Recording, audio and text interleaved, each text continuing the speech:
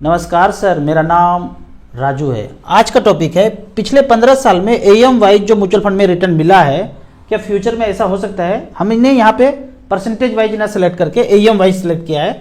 तो पिछले 15 साल में 4 कैटेगरी हम चुनते हैं, small cap, mid cap, multi cap, flexi cap. इसका एवरेज रिटर्न देखते हैं और मुझे ऐसा लगता है आगे फ्यूचर भी इसी तरह से दे सकता है, क्योंकि हमने यहाँ पे परसेंटेज वाइज ना सेलेक्ट करके एवरेज एएम वाइज चुना है। तो यहाँ पे सेलेक्ट किए हैं पिछले 15 साल में एएम वाइज। तो फंड यहाँ देखते हैं, लाइव देखते हैं। सबसे पहले स्मॉल कैप कैटेगरी में एएम वाइज सबसे एएम ज्यादा, अगर पिछले 15 साल का बात करते हैं, यहाँ पे 10 साल, 12 साल, 13 साल पुराना फंड नहीं आएगा, एसबीआई, निपॉन नहीं आएगा। 15 साल से जो चल रहा है एचडीएफसी स्मॉल कैप है, एएम देखेंगे 26,000 करोड़, 10 लाख रुपया किसी ने इन्वेस्ट किया तो पैसा कितना बना है, 2 करोड़ 9 लाख रुपया। उसी तरह मिड कैप के केस में देखते हैं, एएम वाइज में 56,000 करोड़ है, एचडीएफसी मिड कैप ने बनाया है 10 लाख का 2 करोड़ 66 लाख। फिर मल्टी कैप और फ्लेक्सी कैप, मल्टी कैप में देखते हैं निपॉन इंडिया मल्टी कैप, इसने वन टाइम 10 लाख का 15 साल में 1 करोड़ 86 लाख बनाया है। और है फ्लेक्सी कैप, इसने बनाया है 1 करोड़ 53 लाख। फंड का नाम है एचडीएफसी फ्लेक्सी कैप। तो इस तरह से करके चारों कैटेगरी में हमने सबको जोड़ दिया। जोड़ने के बाद आता है ये पैसा 8 करोड़ 14 लाख, जमा किए 10-10 करके 40 लाख, बना 8 करोड़ 14 लाख। तो अब अगर एवरेज निकालेंगे तो कैसे निकलेगा एवरेज, कि हमने 40 लाख रुपया वन टाइम रखा अलग अलग कैटेगरी में, एक ही समय में 15 साल पहले 10-10 लाख रुपया करके 40 लाख रख दिया, 15 साल छोड़ा, सब मिला के कितना पैसा बना, 8 करोड़ 14 लाख। तो फार्मूला वही है 9th क्लास वाला, ब्याज बराबर मूलधन गुना समय गुना दर बटे 100। लगाया था 40, मिला 8 करोड़ 14 लाख, तो ब्याज कितना आया 22.25। इतने का एवरेज रिटर्न आया है एएम वाइज देखते हैं। तो अगर आप परसेंटेज वाइज लेंगे तो खेल कुछ और होगा। यहां पे अगर स्मॉल कैप परसेंटेज वाइज देखें तो डीएसपी फंड है, डीएसपी का स्मॉल कैप है, 3 करोड़ 32 लाख बनाया है, उसने 2 करोड़ कुछ लाख बनाया था, यहां 3 करोड़ 32 लाख बनाया। अगर मिड कैप कैटेगरी का बात करें तो यहाँ पे इडल वाइज मिड कैप आता है, जबकि वहां पे एएम वाइज में एचडीएफ से आया था, इसने 10 लाख का बनाया है 82 लाख, 23% का रिटर्न है। तो हमने यहाँ पे एएम वाइज लिए तो एवरेज, मुझे एवरेज रिटर्न अगर देखते हैं तो 22.25 रिटर्न आया है। तो इसी रेट से मुझे ऐसा लगता है फ्यूचर में अगर चलते रहे तो इस रेट से आपको आगे आता रहेगा। अभी जो न्यू ईयर फ्यूचर में जो है ना, बड़ा गिरावट जो देखते थे, डायरेक्टर प्रोड्यूसर करता था, इस तरह का बड़ा गिरावट देखने नहीं मिलेगा। क्यों बोल रहे हैं, क्योंकि मोबाइल का काल चल रहा है, और मोबाइल काल से जो है जो भी चल रहा है यहाँ पे डायरेक्टर प्रोड्यूसर का, अभी क्या चल रहा है कि ईरान है यहाँ पे, और डायरेक्टर प्रोड्यूसर किसी तरह से पहले भी वीडियो में बताया हूं कि कोई ना कोई ऐसा कुछ चलेगा हवा कि इस पे जो है हमला होगा। पर ये भंडाफोड़ हो चुका है कि ये इस पे कब्जा करना चाहता है। क्यों करना चाहता है, अब ये देखिए, जो भी लोग देश कर्ज लेते हैं, जो भी 60-70 देश जो भी है, वो सब इनके अंडर है। और ये देश कर्जा लेता नहीं है। बोला कर्जा, हम कर्जा क्यों लेंगे, क्या लेंगे कर्जा में, कागज हम खुद छाप लेंगे। बाकी देश बोलता है कि कागज छापना है तो हमारे पास आना पड़ेगा परमिशन लेने के लिए। तो डायरेक्टर प्रोड्यूसर परमिशन वहां से आता है, तब सब लोग छापता है और सबको पैसा वितरित होता है। ये बोलता है कि हम जब मर्जी हो हम खुद छाप लेंगे, किसी के पास जाने की जरूरत नहीं है। ये इस तरह से जी रहा है कि चारों तरफ समंदर ही समंदर हो, कोई देश ना हो, वो इस स्टाइल में स्वतंत्र रूप से जी रहा है। बाकी जो भी इनके पास जाता है पैसा लेने के लिए, उनके अंडर में है। इन्वर्टेड कोमा क्लोज करता हूं। ज्यादा गहराई में जानना है कि कैसे कहते हैं कि जो भी कर्जा लेता है और वो उसके अंडर है, तो ये एक चैनल है, इसमें आपको ये वीडियो और ये वीडियो, 3 वीडियो देखेंगे ना तो कंसेप्ट क्लियर हो जाएगा कि eastindia.com के अंदर 60-70 जो हैं उनको हर बार परमिशन लेने के लिए जाना पड़ता है, और जो उसके बाहर है वो एकदम मजे में जी रहा है। और वैसे जगह पे आप जा भी नहीं सकते हैं, बीज आर नॉट अलाउड, क्योंकि सच्चाई जान जाएंगे ना। वैसे जगह पे अलाउ ही नहीं है जाना जाएंगे तो समझ जाएंगे ना, बंडा फोड़ हो जाएगा डायरेक्टर प्रोड्यूसर का। छोड़ो, इसको बंद करते हैं, आगे ज्यादा नहीं बताएंगे। तो इस तरह से करके बड़ा गिरावट जो है होना मुश्किल है, क्योंकि चल रहा है मोबाइल काल।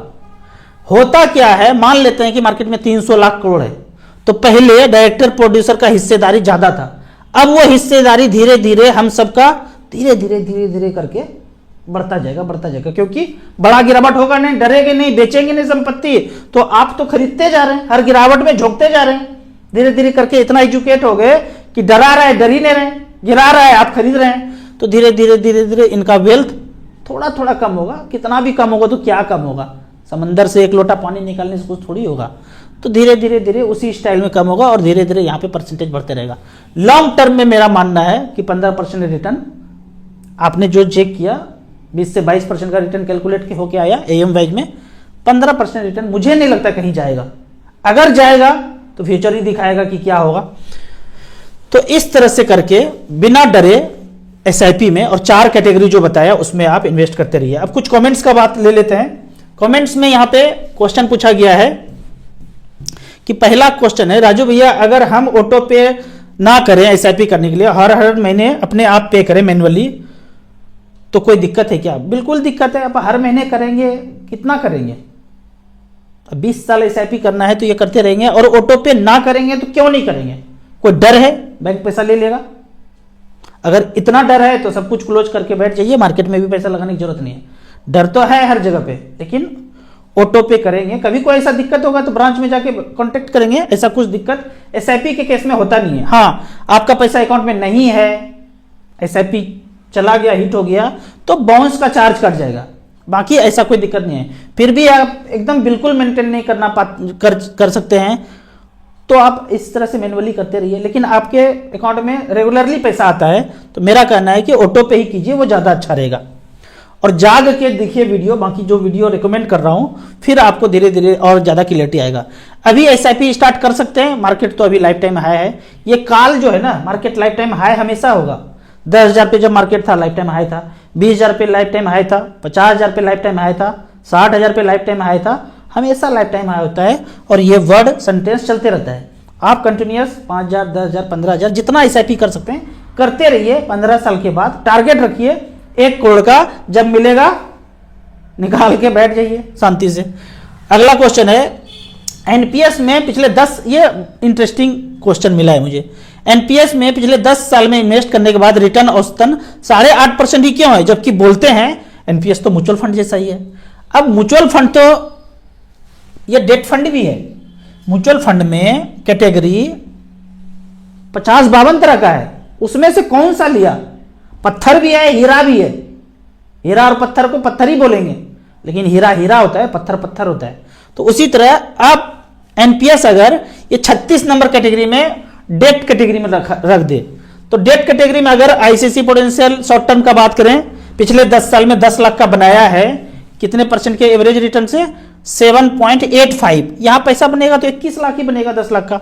एवरेज का अगर बात करें, एवरेज का पूरे डेट में अगर देखा जाए तो एवरेज इसने बनाया है पिछले 10 साल में 6.97, मतलब 7% का। तो ज्यादातर पैसा अगर डेट फंड में हो तो आपको तो इसी तरह स्टाइल में पैसा मिलेगा ना। एचडीएफसी शॉर्ट टर्म फंड, इसने कितना रिटर्न दिया है? 7.7। फिर यहां पे कहीं एसबीआई भी आएगा, क्योंकि एनपीएस एसबीआई, एचडीएफसी, आईसीसी सब चलाते हैं। SBI short term debt fund 7.24। अगर 50%, 60%, 70% पैसा इस तरह से डेट फंड में हो तो आपको रिटर्न कैसे ज्यादा मिल सकता है? और 10%, 15%, 20% इक्विटी में हो तो इक्विटी का फायदा तो उतना परसेंटेज में ही मिलेगा। तो आपको एनपीएस में ये देखना होगा पोर्टफोलियो के अंदर कि डेट में कितना, इक्विटी में कितना है। होना चाहिए 100% इक्विटी। इसीलिए तो मैं राजू चौधरी ने एनपीएस में इन्वेस्ट नहीं किया है।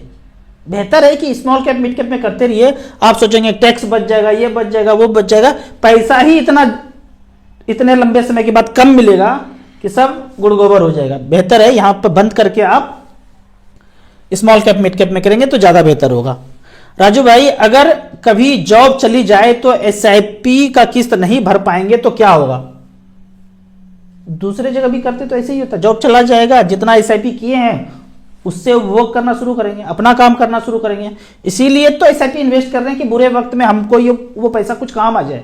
अगर सच में जॉब चला जाए, खत्म ही हो जाए, कोई जॉब मिल ही नहीं रहा है, तो जो भी पैसा जमा किए हैं 10-20 लाख, उससे अपना कुछ जीवन यापन करने के लिए अपना धंधा पानी करेंगे। कोई उपाय नहीं है कि एसआईपी नहीं कटा तो क्या करेंगे, ऐसा कोई इंश्योरेंस नहीं है म्यूचुअल फंड में कि आपका जो है कंपनी जो है एसआईपी चलाते रहेंगे। तो जितना भी चल गया है उसी पैसे से वो करना शुरू करेंगे। एक आदमी को कैसे पता चलेगा कि कब मार्केट गिरा और कब ऊपर गया, उसके लिए क्या करना पड़ेगा? जब आप म्यूचुअल फंड में पैसा इन्वेस्ट करेंगे ना तो आपको पता चल जाएगा अपने आप कि कब गिरा है। जब पोर्टफोलियो डाउन देखेंगे ना, पैसा कम होगा तो पता चल जाएगा मार्केट डाउन है, और बढ़ता हुआ नजर मोबाइल में दिखेगा तो बढ़ता हुआ नजर है। अगर जब जब गिरे पोर्टफोलियो आपको मोबाइल में कम दिखे पैसा, उसी समय थोड़ा थोड़ा झोंकते जाइए पैसा। यह कहना कि कब पता चलेगा, जिसने भी किया है उनको पता है कि मार्केट कब गिरता है। अगर पोर्टफोलियो जब बड़ा हो जाएगा उस टाइम पे अगर स्विच करना में बहुत टैक्स आ जाएगा, इसका सोल्यूशन क्या है? कोई सोल्यूशन नहीं। आपका ने जो टारगेट बनाया है, ऐसे तो फिर घर ही नहीं खरीद पाएंगे, कोई चीज नहीं खरीद पाएंगे। मान लीजिए कार खरीदना है 20 लाख का, तो रिडीम करेंगे तो टैक्स आएगा स्विच करने पे या रिडीम करने पे। या फिर घर खरीदना है, घर पे आपको कैपिटल गेन टैक्स छूट है वन टाइम घर के लिए, बाकी चीज के लिए टैक्स पे करना पड़ेगा। अब 1 करोड़ रुपया आपने टारगेट रखा था रिटायरमेंट के लिए, मिड कैप स्मॉल कैप में बन गया, वहां से आप कहते हैं कि बैलेंस फंड में स्विच करेंगे तो टैक्स आ जाएगा। नहीं करेंगे तो उतना रिस्क लेने के लिए क्षमता अगर आपको है तो वहीं पे बने रहिए। अगर रिस्क नहीं ले सकते हैं तो स्विच करना चाहिए। लाइफ टाइम हाई अगर चल रहा है और स्विच कर गए तो इतना तकलीफ नहीं होना चाहिए। अगर 10% के हिसाब से 10 लाख टैक्स जाएगा, वो बढ़े हुए भी जाएगा। 90% तो प्रॉफिट आपका है, 10% ही टैक्स जाएगा, तो इसमें कोई बेचैनी नहीं होना चाहिए। और सेफ चलने के लिए बाद में कुछ पैसा बैलेंस फंड में, लार्ज कैप में आपको स्विच करना चाहिए बाद में। जब बहुत ज़्यादा पैसा बढ़ जाए तो थोड़ा बहुत टैक्स देने में भी कोई तकलीफ नहीं होगा। राजू सर, मुझे लमसम 1 लाख रुपया करना है, एसबीआई और निपॉन में स्मॉल कैप में बंद है। कोई बात नहीं है, HDFC small cap, quant small cap, ICC small cap, Kotak small cap, बराबर आप 25-25 हज़ार रुपया या 50-50 हज़ार रुपया करके किसी 2 फंड में लगा सकते हैं। कोई जरूरी नहीं है कि आज जो आपको लग रहा है ना कि एसबीआई और निपॉन सबसे ऊपर है और हमेशा ऊपर होगा, कोई जरूरी नहीं है। कल एचडीएफसी हो सकता है, परसों क्वांट हो सकता है, कोटक हो सकता है। इसीलिए मैं बोलता हूँ 4-5 में आप डाइवर्सिफाइड करके रखिए, आपका फंड पोर्टफोलियो ऊपर नीचे होएगा, एवरेज आपको 15 से 20 मिल जाएगा। आपको इसी तरह म्यूचुअल फंड के बारे में और कुछ जानना है, इन्वेस्टमेंट के बारे में जानना है, तो इस नंबर पर मुझे व्हाट्सअप कर सकते हैं। म्यूचुअल फंड में पहली बार इन्वेस्ट करना है तो दिए हुए ऐप में रजिस्ट्रेशन करने के बाद हमसे जुड़ सकते हैं। StarSIP.in ऐप आप एंड्रॉयड और एप्पल दोनों पे डाउनलोड करके 1 सप्ताह अध्ययन करेंगे, म्यूचुअल फंड के बारे में सारा जानकारी मिल जाएगा। कुछ दिक्कत होता है समझने में तो इस नंबर पर व्हाट्सअप कर सकते हैं। वीडियो अच्छा लगे तो व्हाट्सअप यूनिवर्सिटी में दोस्तों के बीच इसे जरूर शेयर करें। यूट्यूब पे देख रहे हैं तो लाइक एंड शेयर जरूर करें। Thank you so much.